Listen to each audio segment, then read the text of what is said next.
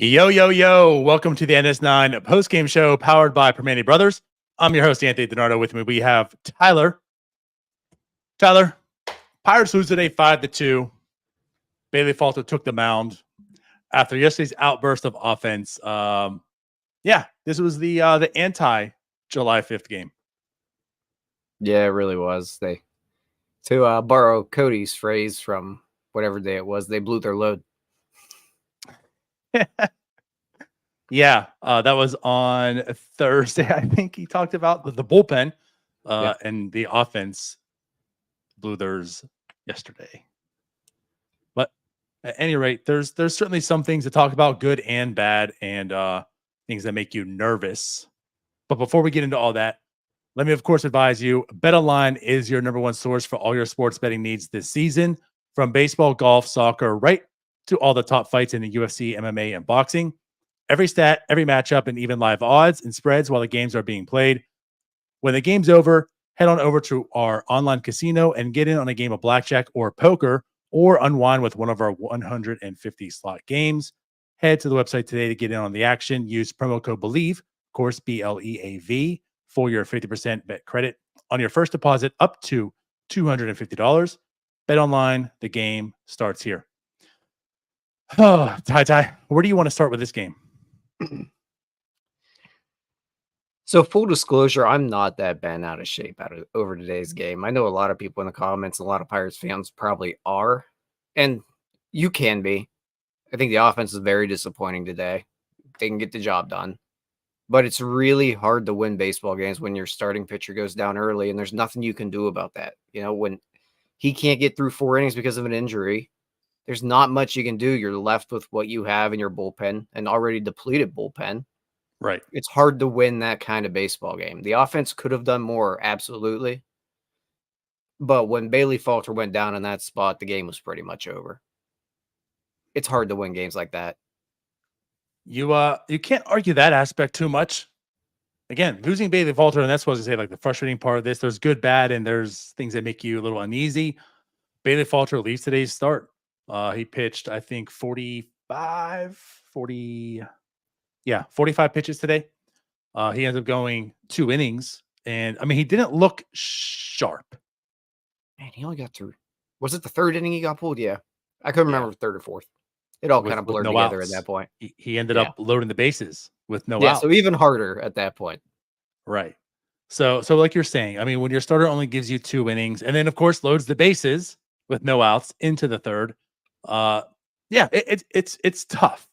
I think if you want to be rational about this, like what you're saying, absolutely. But at the same sense, this kind of goes into this team struggles. You know, like they still are in the game. They still are very much in the game. Credit to Dennis Santana for coming in, getting the first 2 strikeouts. Now he did give up the double, the 3-run shot there. That pretty much blew the game out because the Pirates were coming back. Of that hanging slider, like right in the middle of the plate. Just a terrible pitch. Dennis Santana, ladies and gentlemen. I mean, that's what you get whenever your starting pitcher goes down after 2 innings and leaves with the bases loaded. You have to throw a guy like Dennis Santana. Actually, that's what happens when you're the Pittsburgh Pirates and your starting pitcher goes down in that situation, because your long relievers, I'm assuming, going to be the bulk guy tomorrow, so he's unavailable today as well. Right. So yeah, that's why you get stuck with a Dennis Santana. Today, like on a very micro level, I'm not that upset. Macro wise, that's where the frustrating part kicks in for me, because again, it's the situation you put yourself in. Yeah. 100%. You have to go there because what are your options, right? And you got to find a way to get 7 innings now. It's a tough situation. It's a tough spot for Dennis Santana to be in. And granted, you know, when he came into the game, I think his ERA was at a 7.12, 7.16, something like that. 31 innings pitched for the year. I mean, he's struggled mightily. He's not a good pitcher. But again, like he had the 2 strikeouts. He had that slider working a good bit today until he had that one slider that didn't work too well at all. And then, it quickly, like I said, 3-run double right there, bases clearing. And game kind of escaped the Pirates at that point in time. But again, like they still were in it. Absolutely. I mean, they were able to cut the game to a 3-2 lead, which we can get into that because it very Again, part of the bad opportunity as well. Game was cut to 3-2 there. Same inning, Nick Gonzalez gets picked off at second base. And earlier in the game, they had left the bases loaded. There were a lot of missed opportunities, and the Pirates left a lot of runs on the board today. Pirates left 8 on. They went 0 for 4 runners in scoring position today. And like you said, right, like Onel Cruz hit a blast today. Another monster shot goes into the river. 3-2. Yeah, like they were in it. You know, a 3-run shot isn't so enormous that you can't still be in the game. For the Pirates, a lot of times it is, but it shouldn't be. But again, like it was a 3-2 ball game. What's sad and unfortunate is it probably should have been a tied ball game because Nick Gonzalez got picked off. He leads off the inning. Like, great. He leads off the inning with a ground rule double. Like, good job, Nick Gonzalez, getting some offense here going. And then right away, picked off, eliminated the production there. So yeah, like Onel Cruz could have tied that ball game potentially, but it makes it just 3-2. Yeah, and again, it's a great job by Onel Cruz there, but also we can go back earlier in the game. He had an opportunity with the bases loaded. Didn't get the job done. I believe there was one out in his situation. Yeah, one out in his situation. Yeah, it was back-to-back strikeouts. I know it's left on left, but that's not a tough left on left matchup. That's as easy of a left on left matchup as you're going to get. Peterson's just pretty much fastball, and he's going to run everything in, which should just be in Onel Cruz's wheelhouse. And I think he was on what he was getting in that first at bat. Just wasn't able to produce there. Right. Just a lot of little things they don't do well all the time or often enough.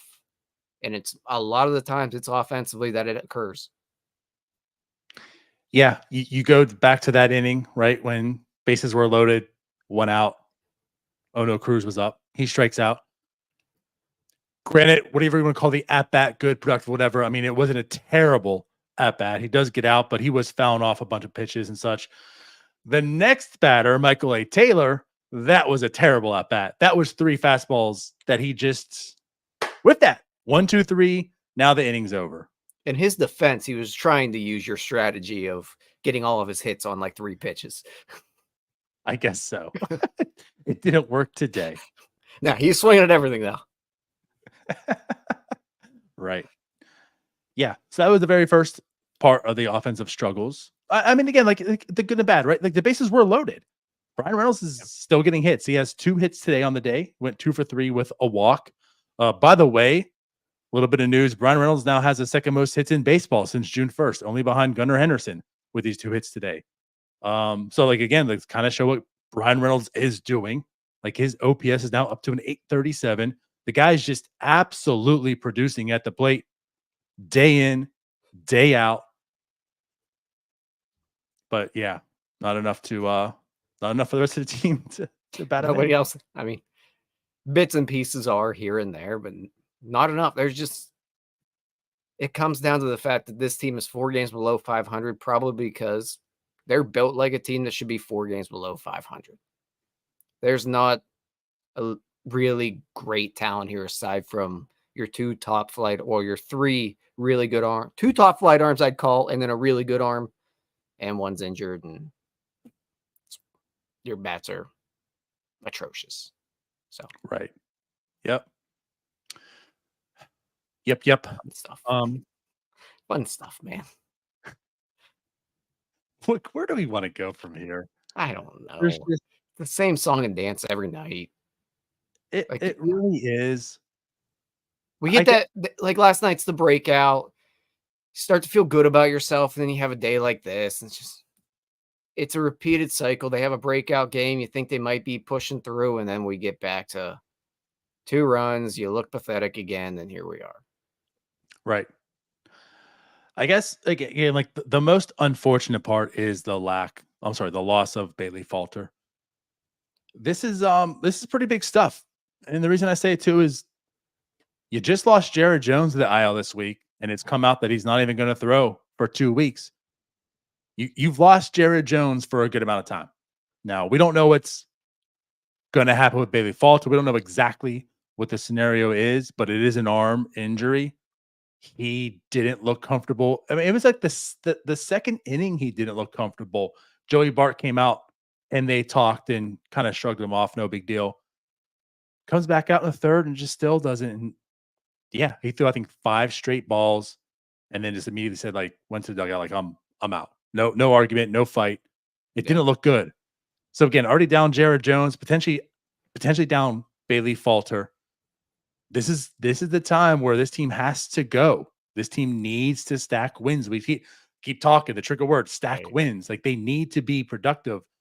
This is a big month for the Pittsburgh Pirates, and now you're down 2 very reliable starters in this 4-headed monster, if you want to call them, because Bailey Falter has been, again, very productive. The water's going to be choppy here for a few weeks. I mean, I think help is somewhat coming. I mean, you have Marco Gonzalez. I'm sorry. I have to say it because every time I hear that, I just think of the Mrs. Doubtfire. Help is on the way. I mean, really, that's where they're at right now, because the help I'm referring to is Marco Gonzalez having a rehab appearance, Quinn Priester starting to build up in AAA, and then after that, is it Domingo? Is it Herman? I don't know. Well, again, Ashcraft, and I guess news-wise, like, Ashcraft did get reinstated from the IL today. He is in Indianapolis. Quinn Priester has made 2 starts in Indy, 9 total innings, 3 earned runs. And Marco Gonzalez just made his first rehab start on July 1st. So there's pieces. They're not all the way there yet, especially with Marco. And this isn't, and I'm not going to talk too much about it, but I do just want to put as a point of emphasis, a point of note, this was the reason. I knew this was coming. This is the reason when JT Brubaker was traded, when he was traded, I questioned and wondered why then. Why not just wait? Because don't you want to maybe see where your roster stands closer to the deadline? And now you're out with Jones, you're out with potentially Bailey Falter. I'm just saying that's why I question it. But yeah, those are 3 guys. And of course, Luis Ortiz probably just makes sense. Like, he is just in that rotation at this point in time. Yeah, at the very excuse me, at the very least, he's probably every 5th day going to be a bulk guy for 2-3 weeks at least. And you have the All-Star break coming up, so they're going to be able to get creative around it, but you're going to have to get pretty creative with the injuries that have started to stack here. And right. Can I just add one more thing to your little JT thing? Yeah, absolutely. This is also why we kind of raised an eyebrow when Roansy Contreras was DFA'd. Yeah. Because instead we have guys like Dennis Santana being terrible. Right. No offense, There's a few others, Dennis, but like, I agree. I agree. But again, not to make a huge tangent on that. Yeah. That's what I think the biggest outcome of this game, the biggest thing to focus on and worry on isn't so much, like you said, like the micro level, like the game being a loss, what happened. It's how this really affects this next month. What's going to happen with Bailey Falter? What's going to happen to this rotation? Where the Pirates go from here, and can they stay afloat? Because there's even more quotes today from Charrington. Like, we want to get better. They are, at this point in time, at least, like, looking to add. They don't know whether they want to trade minor league players, major league players, what they're going to do. They're going to have to get creative. They're going to have to find out what's best for the team. But it seems as if their focus is to, of course, improve and get better. But I don't know, man. Without Jones, without Falter, can you last to the deadline to say, hey, let's do it? I mean, I think they can.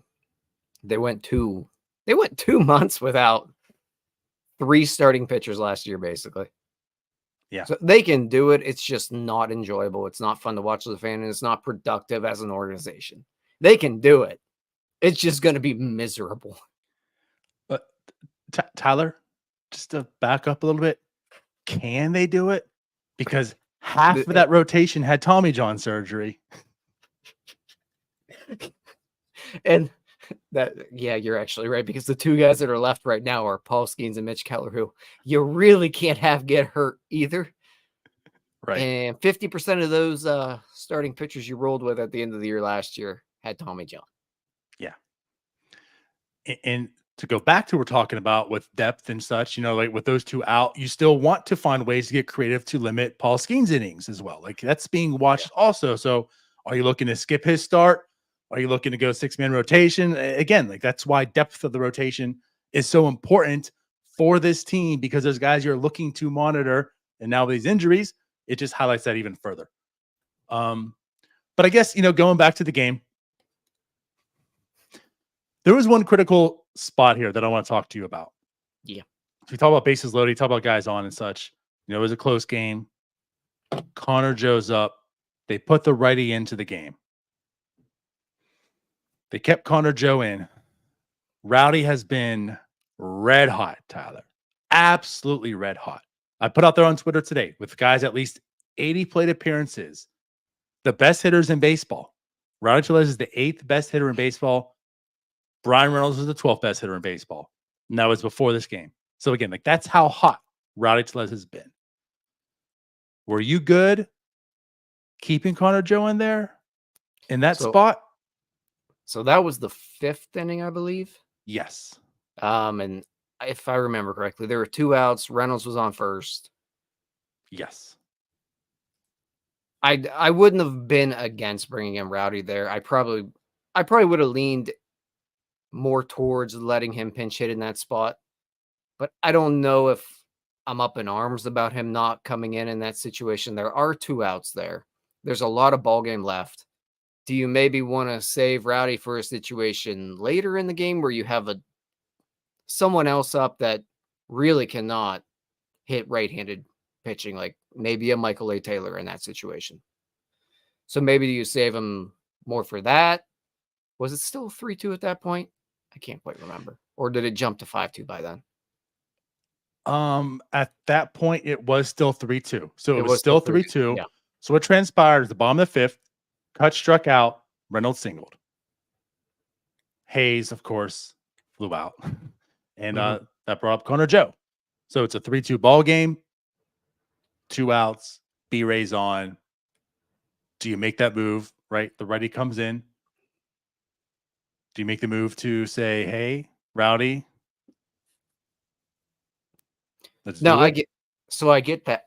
I think more what I'd like to see there is try to get Reynolds on the move during the Hayes at bat, because that really maybe a little hit and run action there, get a little aggressive in that aspect, because Hayes loves hitting behind runners, loves going the opposite way. Get Reynolds on the move there.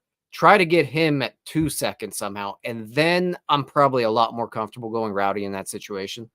But with him being on first base there, it's Connor Joe. It's not maybe a Michael A. Taylor. And I'm not super against if you were to, or let me just say this. I would have probably went with Rowdy, but I'm not really mad they didn't in that situation, because Brian Reynolds was still at first with 2 outs. Fair. I do just bring it up because a lot of people were mad about that. Yes, that was a kind of like a hot topic a little bit. So I did want to get your viewpoint on it. What was your viewpoint on it? Well, I mean, it was also early, like the 5th, and it was very early. Like, do you want to go through Rowdy right now? I know there's a deeper bench because with Jared Jones' injury, they brought up Palacios, right? So there's a deeper bench right now. So that maybe lets you feel more comfortable going like in the 5th inning, having that replacement already, because you still have other guys on the bench. But, you know, then you're left, like there's no one else coming for first. So if there's a late inning and it's a lefty up there, you're left with Rowdy. So again, like I'm kind of with you. I think I probably would have went with Rowdy also, but I don't think like that was the end of the world moment. No. Because best case scenario, well, not best case, but like even like a good case scenario, Rowdy gets a single, there's a guy on first and second, and then what happens? Then they all walk to the dugout because 3rd out's made. Right, and then you don't have a lefty bat off the bench, like, at all. Right. And you still have Again, you have, well, I mean, you do. You have Jack still, but Actually, you're so right. I guess you could go Jack in a situation later in the game with Michael A. Taylor if that's the move you want to make. But I'm probably more comfortable with Rowdy in that situation, which is crazy to say. It's just that it was so early in the game to me that I'm not really that upset about it. That's where I'm at. That's where I'm at. So, okay, cool. So we discussed that, talked that through. Whatever. I don't know, man. Like where else do you I just There was another bases loaded situation that came up late with Jack Suwinski at the plate. That has us back to the robo-ump argument. that And was bad. honestly, though, I think that is the perfect situation for why just the challenge system with hitters is the way to go and not the full-on robo-umps. But that could just be a quick fix, and we still have the human element. It makes perfect sense to implement that at this point. Yep. Jack Sawinski taps his helmet. He's on first base. Pirates score a run. No controversy at all. Mm-hmm. I'm with you. Again, I make it very, very clear. I'm not on the ump suck and complaining about the umpiring and such like that. Every team gets bad calls against them. Every team gets good calls. I mean, matter of fact, the next at bat that the Pirates are pitching with right around, I think he threw he threw a slider way outside. It was called a strike too. Like it happens, right? Far off. Yeah. I mean, that was a clear ball too. Now, obviously, it wasn't as big as a moment and didn't mean too much, but like it happens everywhere. Don't complain about the umpiring. Complain that your team went 0 for 4 runners in scoring position and had left 8 guys on base. Like that's what you need to complain about. Do better. But that was egregious. Not one was a ball. They really weren't even close. It wasn't even like, like a really good slider that was in the zone and just, tailed off. They're just fastballs low. Just nothing. No, you're right. And Jack ended up swinging at the 6th pitch because he kind of had to at that point. It had already been called a strike in that at bat. Those are tough pitches to miss because, as you said, they're never in the zone. It's not a slider that broke out of the zone late. They're fastballs that were 6 inches low. You can't miss those calls there. And Derek Shelton gets tossed there. Can I just say, I don't really love Shelton getting tossed in the middle of the at-bat.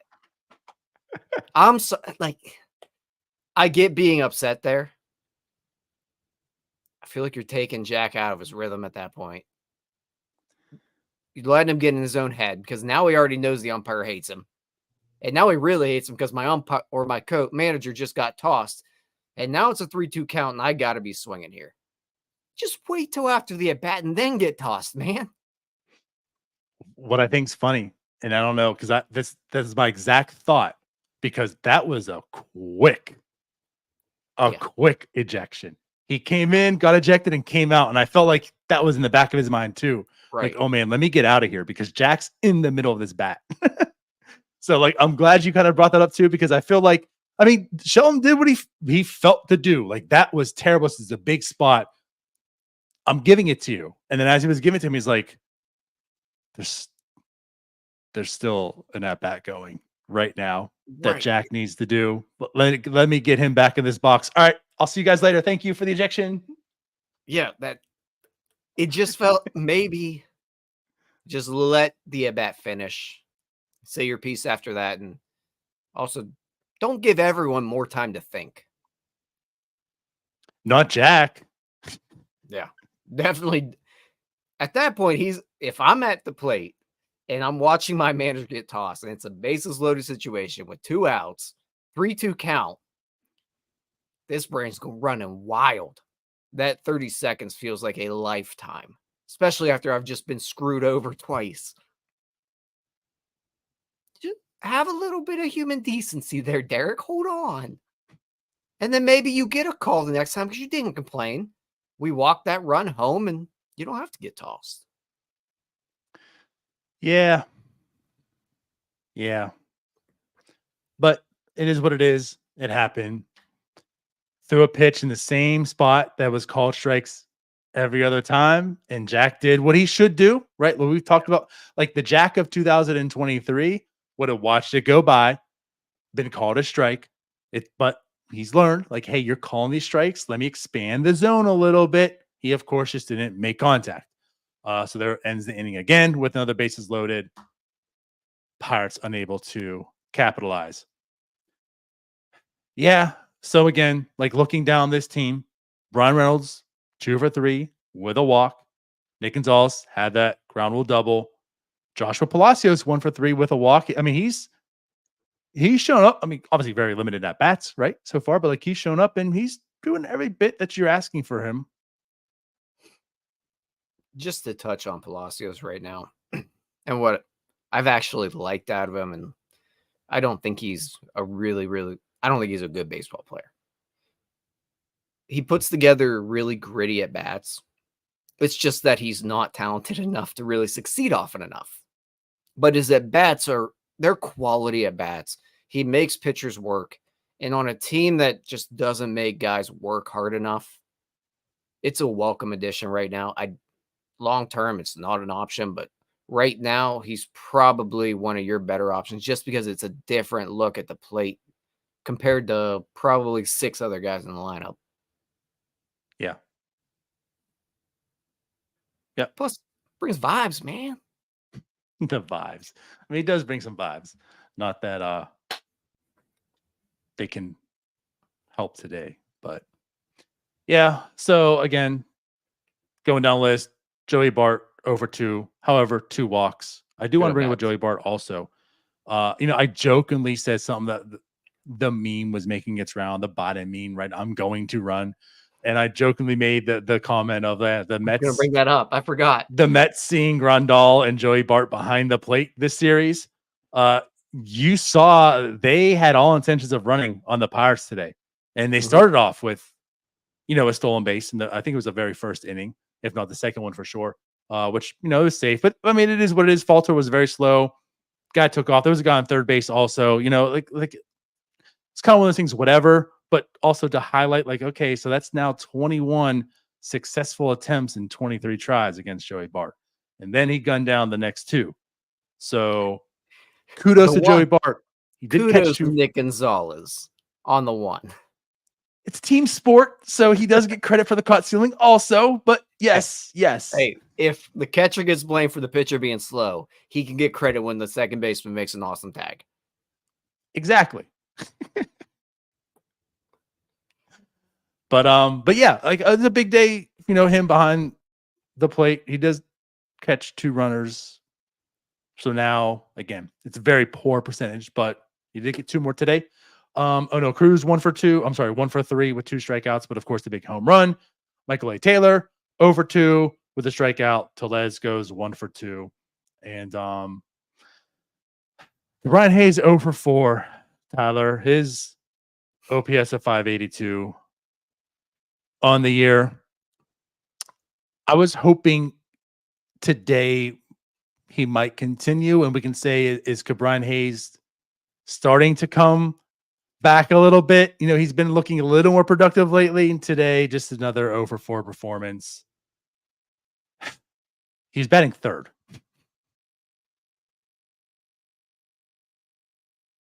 Yeah, he's killing you. Like, flat out, this guy is killing you at this point. I don't know if he's injured. I don't know if it's a back. I don't know. But it's been long enough where the 2 months of very good offensive baseball we saw out of him, plus the maybe month of his rookie year, it doesn't outweigh how bad he's been at the plate. Mm-hmm. He's still very affordable. Plays really good defense. But on a team like this, it's hard to stomach when a lot of his value you can't actually see, because all those defensive numbers, they're all still made up in my brain. Right. And now, granted, you can see the good defensive plays, but you can't really quantify it. When you can say, hey, you have a 582 OPS and every other third baseman has like a 700 plus in the NL. This is why you stink. I can't argue that. And you can say, well, these numbers in the sky that we've created also show that he has value defensively. I mean, I'm with you. Like he has enough defensive value that contract is just so small. And again, like Pirate fans, you're talking $7 million. That's less than one war on the free agent market. You know what I mean? He needs to be a one war player, essentially, and that contract pays for itself. The defense is there. I'm not worried about him because of the contract. Same reason I'm not worried about Mitch Keller or Brian Reynolds because of the contract. Those contracts in the grand scheme of things are pathetic. Yeah, you shouldn't be worried about a guy who's making 10 million or less, crippling your team's payroll. But he has to do better. And it's unfortunate to a degree he has to because of the lineup construction. He was pretty much like he has to be a good player. It's not like they brought in all these guys and say, okay, Brian, just be your defensive guru. We can be okay. We can afford you being like our 9th or 8th hitter. He was every bit. You're going to be like a leadoff guy or like the 5th hitter or such, with this lineup. And he's not it.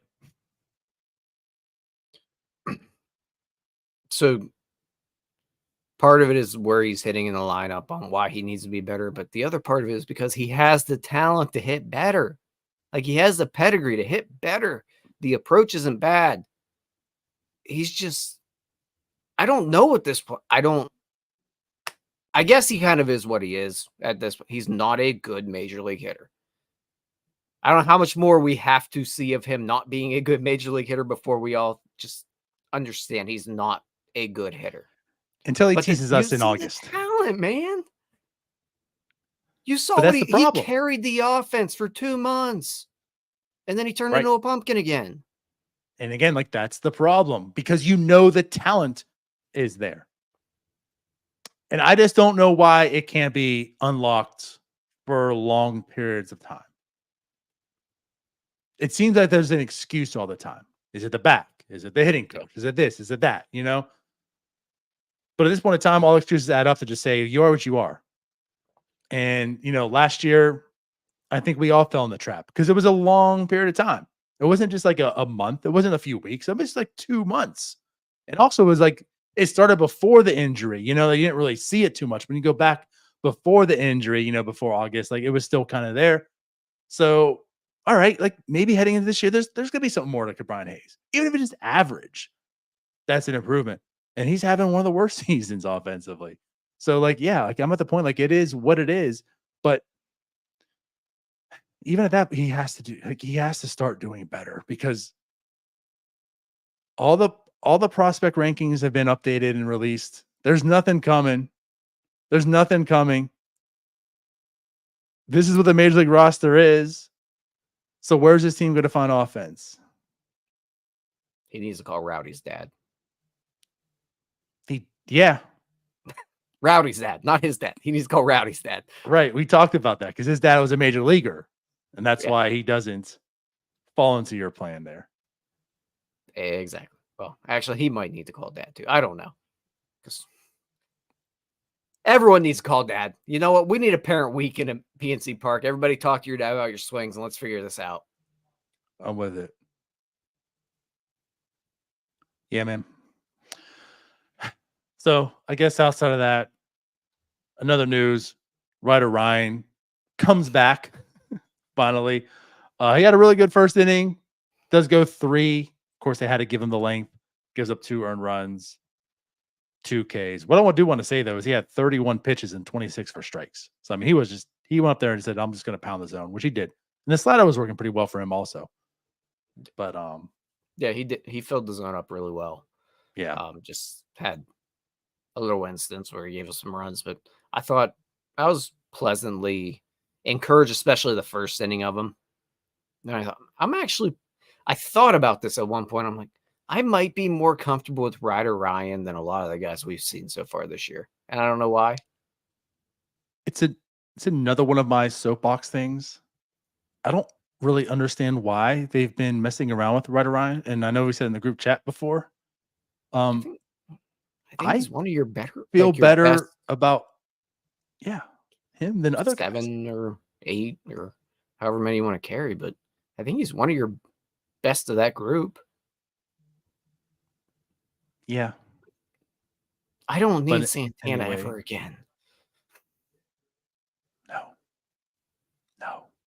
And guess what? If you got rid of him, probably a good chance he's still in your organization. And if he's not, there's 1,000 more hanging out there. Yes. We've seen them all. There's a lot. Right. Oh, well. I don't know. Anything else that you really want to talk about? No. Cool. We'll get back to work tomorrow. Hopefully Ortiz shows up and shows that maybe he can be part of a rotation. He started to build that case, and maybe we'll take another step tomorrow. Needs to. Tomorrow's a big game. Series on the line. Once again, you're 4 games under today. Do you make it 3 or do you make it 5? Because now it's your 5 under with all the stuff that we talked about. Like, you just keep making that hill taller and taller to climb if you want to do something. So, yeah, tomorrow, Ortiz against Minaya. Another lefty on the mound to start. So let's see what happens. But yeah, we'll be back tomorrow. I guess we'll see you then. Bye-bye. Is that how we're leaving? All right. Bye-bye. Hey, you all. Thank you for watching. I know we try to provide the most entertaining content that we can, and we'd love to spread it to as many people as possible. So I know it doesn't seem like a lot, but if you could take the 5 seconds to like this video and subscribe to the page, it helps out so much more than you know.